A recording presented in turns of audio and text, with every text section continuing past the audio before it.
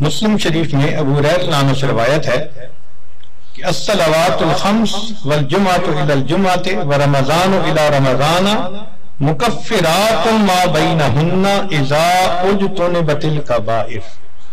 اگر کبائر سے بچا جائے تو جمعے سے جمعہ 5 نمازیں اور ایک رمضان سے دوسرے رمضان تک کے جتنے گناہ ہوتے ہیں وہ سارے کے سارے اللہ تعالیٰ معاف فرما دیتے ہیں.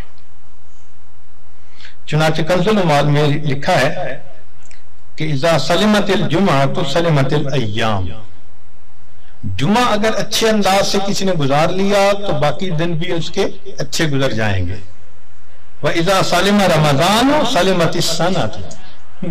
اور جس نے رمضان اچھے انداز سے گزار دیا آنے والا پورا سال اس کا اچھا گزار دیا جائے گا. امام ربانی مجدد ثانی رحمۃ اللہ علیہ اپنی مکتوبات میں فرماتے ہیں کہ یہ رمضان کا مہینہ آنے والے سال کا ایک نمونہ ہوتا ہے. جس انداز سے بندہ گزارتا ہے اللہ تعالیٰ بقیہ سال انہی اعمال کی توفیق عطا فرما دیتا ہے. مثال کے طور پہ ایک نوجوان اگر چاہتا ہے کہ میں اپنی آنکھوں کا پرہیز کروں، غیر محرم سے اپنی آنکھوں کو بچاؤں، تو وہ رمضان میں اس کی مشق کر لے.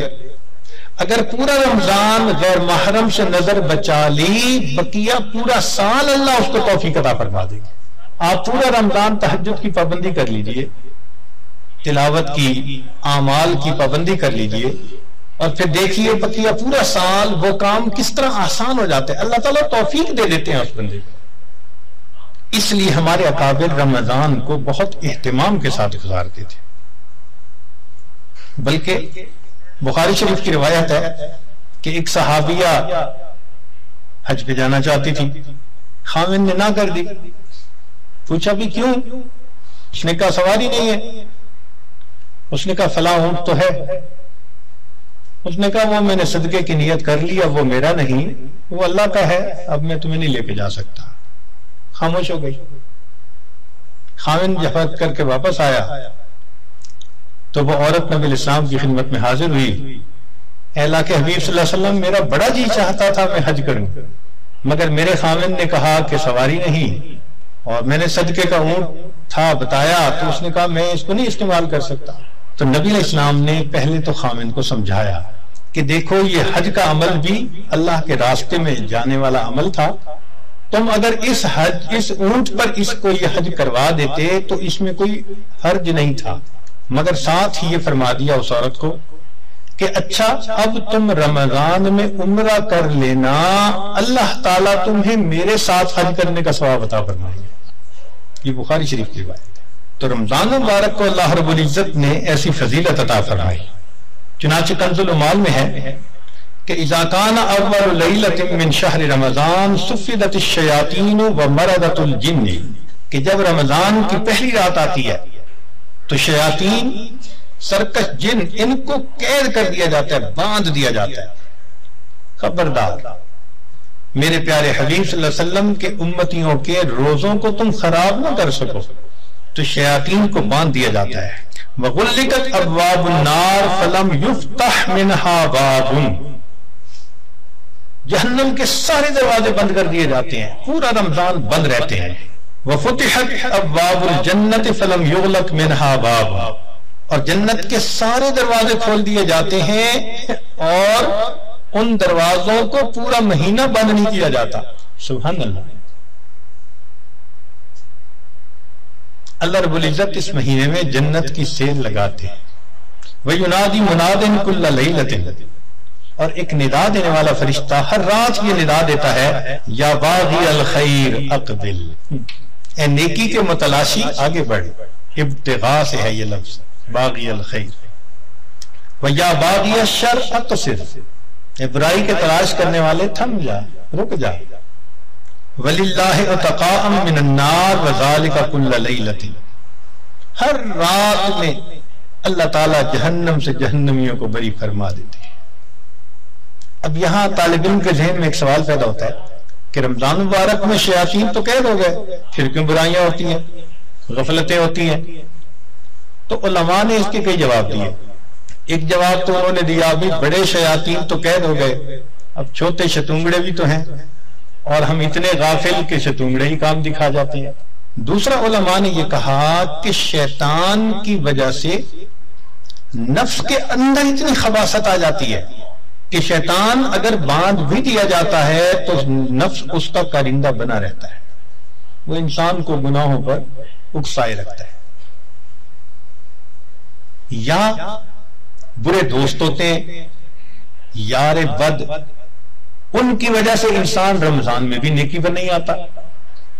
مگر اس کی خوبصورت مثال یہی ہے کہ جیسے لوہے کو بھٹی میں گرم کرے نا تو سرخ ہو جاتا ہے، پھر اس کے بعد اس کو بھٹی سے نکال لیں تو وہ 1 منٹ میں ٹھنڈا نہیں ہوتا، وہ گھنٹہ 2 گھنٹے گرم رہتا ہے.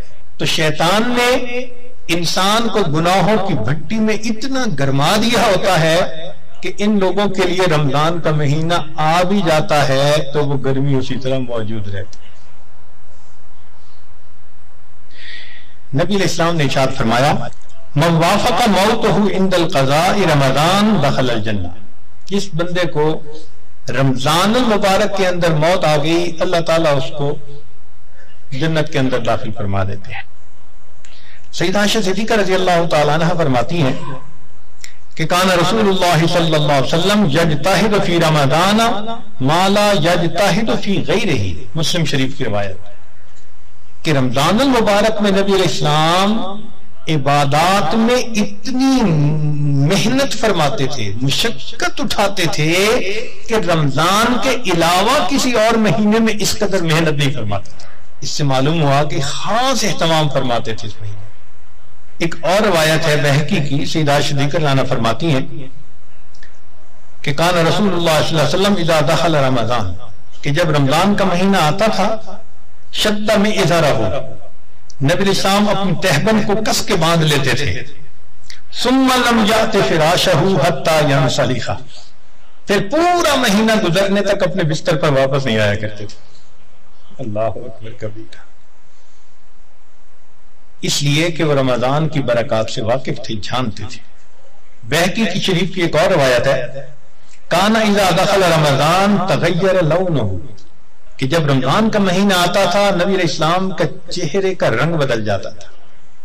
اللہ اکبر کبیرہ. وکثرت صلاتہ، اور نبی علیہ السلام نماز نفل کثرت کے ساتھ پڑھتے تھے.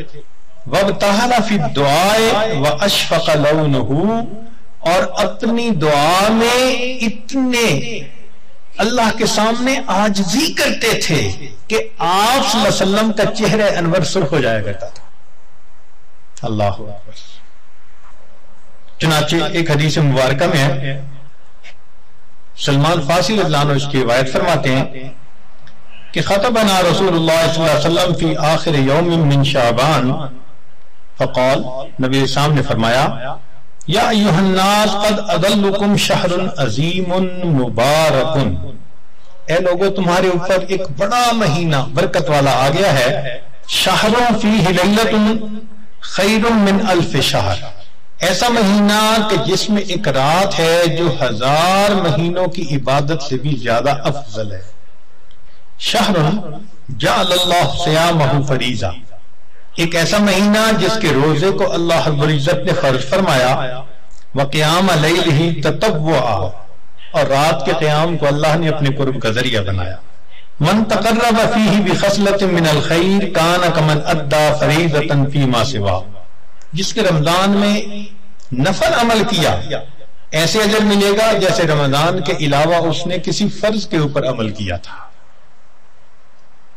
ومن ادى فریضۃ فیہ کمن کان کمن ادى 70 فریضۃ فیما سوا، جس نے ایک فرض پر عمل کیا اس کو 70 فرض جو غیر رمضان میں ہوتے ہیں اس کے برابر اجر عطا کیے جاتے ہیں. یہاں سے معلوم ہوا کہ اللہ رب العزت رمضان مبارک میں انسان کے اعمال کا ریٹ 70 گنا بڑھا دیتے ہیں، ملٹیپلائی. سبحان اللہ. ایک ایک عمل کو دنیا ریٹ انکریز کرتی ہے تو 10% اور 20%، 10واں حصہ 20واں حصہ. اللہ تعالیٰ ریٹ بڑھاتے ہیں تو کیا 70 گنا، 70 سے ضرب دے دی. اس لیے کہ وہ شہنشاہ حقیقی ہے، وہ اپنے بندوں کو اتنا اجر دینا چاہتا ہے کہ ان کے گناہوں کی ظلمتیں ختم ہو جائیں. تو ایسے وقت میں ہمیں بھی چاہیے کہ ہم اپنے اعمال اللہ رب العزت کے حضور پیش کریں. چنانچہ نبی علیہ السلام نے ارشاد فرمایا هو شہر الصبر والصبر ثوابہ الجنہ، یہ صبر کا مہینہ ہے اور صبر کا بدلہ جنت ہے. وشہر المواسات، غمخاری کا مہینہ. سبحان اللہ. چنانچہ اسی حدیث میں آگے نبی السلام نے ارشاد فرمایا کہ اولہ رحمت، اس مہینے کے پہلے 10 دن رحمت، وَأَوْسَطُهُ مَغْفِرَةٌ، درمیان کے 10 دن مغفرت کے، وَآخِرُهُ عِتْقٌ مِّنَ النَّارِ، اور آخری 10 دن آگ سے آزادی کے. وہ کیسے؟ علماء نے اس کی بہترین تفسیر یوں کی کہ کچھ وہ لوگ ہوتے ہیں کہ جو پہلے سے ہی نیکوکاری کی زندگی گزارنے والے ہوتے ہیں، گناہوں سے بچتے ہیں، تقوی طہارت کی زندگی گزارتے ہیں، تو ان کے لیے تو رمضان رحمت کی خوشخبری بن کے آتا ہے، تو پہلے 10 دن میں ہی ان کے درجے بلند ہو جاتے ہیں. اور کچھ ایسے بھی ہوتے ہیں کبھی نیکی کر لی کبھی خطا کر بیٹھے. تو ایسے لوگ جب رمضان کے پہلے 10 دن گزار لیتے ہیں تو اس میں ان کے جو گناہوں کی ظلمت ہوتی ہے اس کو اللہ تعالیٰ ختم کر دیتے ہیں. چنانچہ اوسطہ مغفرۃ، ان کے لیے درمیانی 10 دن مغفرت کا پیغام بن جاتے ہیں.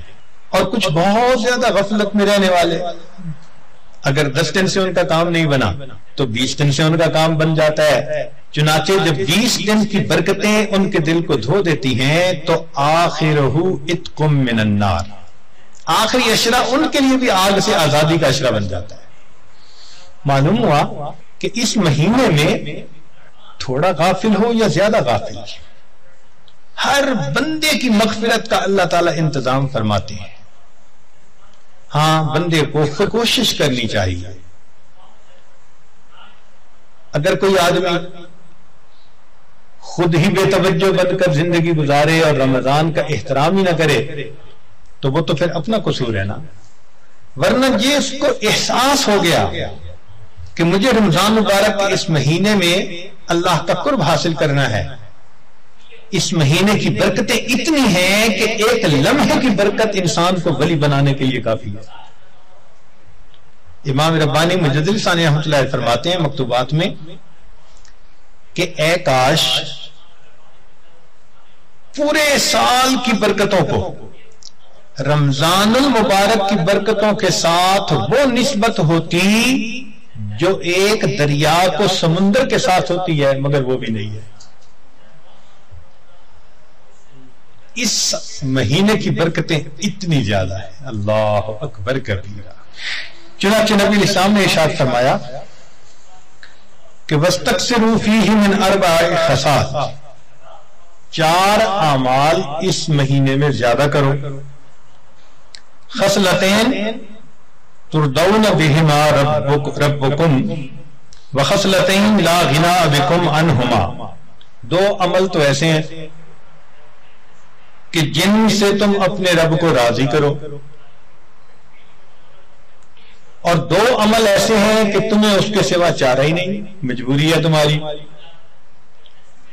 اللتان ترضون بہما ربکم، وہ 2 باتیں کہ جس کو ذریعے تم اپنے رب کو راضی کرو. فشہادت اللہ الہ الا اللہ وتستغفرونہ، کلمہ یعنی کلمے کا ورد زیادہ کرنا، تحلیل زیادہ پڑھنا اور استغفار زیادہ پڑھنا. یہ 2 عمل اس مہینے میں خاص طور پر زیادہ کرنے کی ضرورت ہے، کیونکہ اللہ کے پیارے حبیب صلی اللہ علیہ وسلم نے ارشاد فرمایا لہذا اس بات کی اہمیت دل میں اچھی طرح بٹھانی چاہیے. تو لا الہ الا اللہ کی بھی کثرت کریں، کم از کم چند 100 مرتبہ دن میں پڑھ لیا کریں، اور ہمت والے تو 1000 دفعہ 2000. ایسے لوگ ہیں ہر دن میں رمضان کے 10,000 مرتبہ تحلیل پڑھتے ہیں. اس وقت ایسے لوگ ہیں رمضان المبارک کے ہر دن میں ایک قرآن مجید کی تلاوت مکمل کرتے ہیں. نوجوان ہیں، کما رہے ہیں، وقت تو ایک جیسا ہے ہمارا بھی اور ان کا بھی، لیکن انہوں نے یہ محسوس کر لیا کہ اس وقت میں ہم نے اللہ کو راضی کر کے ہٹنا ہے. ان کے لیے یہ سارے کام آسان. تو ہم چلو چند 100 دفعہ یا 1000 دفعہ ہی لا الہ الا اللہ کا ورد کر لیا کریں, اور اگر چلتے پھرتے عادت ڈال لیں تو سبحان اللہ کئی 1000 مرتبہ کرنا بھی آسان ہے. اور ہمارے اکابر سبحان اللہ وہاں سینکڑوں اور ہزاروں کی بات نہیں ہوتی تھی, اور لاکھوں کی بھی بات نہیں ہوتی تھی, کروڑوں کی بھی بات نہیں ہوتی تھی. کروڑوں مرتبہ سے زیادہ دل کے اوپر لا الہ الا اللہ کی ضرب لگتی تھی, کروڑوں مرتبہ سے زیادہ. دل کے اوپر کتنا نور ہوتا ہوگا. اللہ اکبر کبیرہ. اور استغفار کی کثرت کریں. اور 2 چیزیں جس کی ہمیں ضرورت ہے, ایک اللہ رب العزت سے جنت مانگیں اور جہنم سے اللہ تعالی سے پناہ مانگیں. تو اس مہینے میں یہ دعا مانگنی چاہیے, اللہم انی اسألک الجنہ وَأَعُوذُ بِكَ مِنَ النَّارِ. اے اللہ میں جنت کا سوال کرتا ہوں اور جہنم سے اللہ میں پناہ مانگتا ہوں. چنانچہ رمضان مبارک کا اکرام کیسے کیا جائے اس کو بھی تھوڑا تفصیل سے بتا دیں. جو احترام کرنے والے ہیں وہ تو رمضان سے 2 مہینے پہلے سے ہی دعائیں مانگنی شروع کر دیتے ہیں. رمضان سے پہلے ہی گناہوں کو توبہ کر کے باطن کا غسل کر لیتے ہیں اور پھر رمضان خوب اچھے انداز سے گزارتے ہیں. لیکن اب آخری عشرہ رہ گیا. اس آخری عشرے میں ہم گناہوں سے اس طرح بچیں جیسے احرام کی حالت میں حاجی محرم گناہوں سے بچا کرتا ہے. جو لوگ حج پر گئے ہیں نا, عمرہ پر, ان کو اچھی طرح اندازہ ہے کہ جب احرام باندھ لیتا ہے تو بالکل کیفیت ہی اور ہو جاتی ہے. پھر جنایات سے بہت بچنے کی کوشش ہوتی ہے. ہر وقت یہ احساس رہتا ہے میں محرم ہوں, احرام باندھا ہوا ہے. بالکل رمضان گزارتے ہوئے وہی کیفیت ہو, انا صائم, میں روزہ دار ہوں, رمضان کا مہینہ ہے, مجھے اس میں کوئی گناہ نہیں کرنا.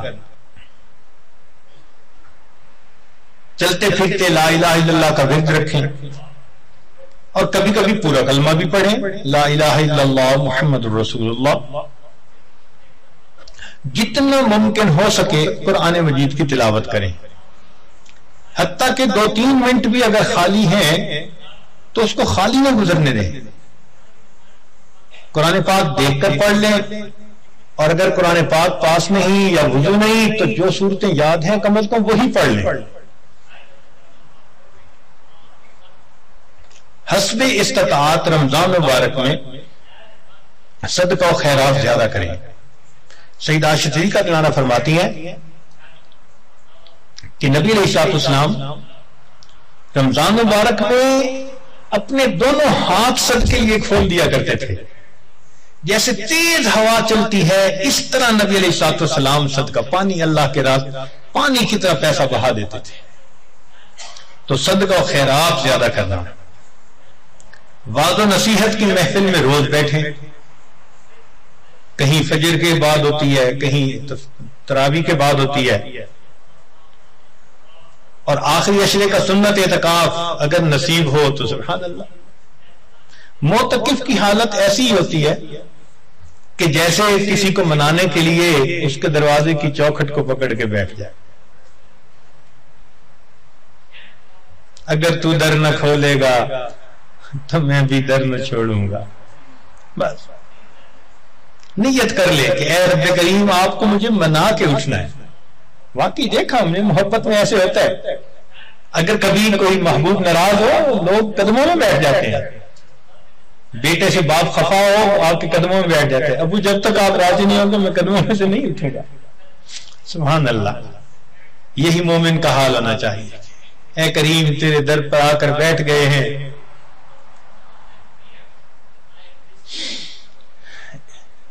اجازت ہو تو آ کر میں بھی شامل ان میں ہو جاؤں, سنا ہے کل تیرے در پر ہجوم عاشقاں ہوگا.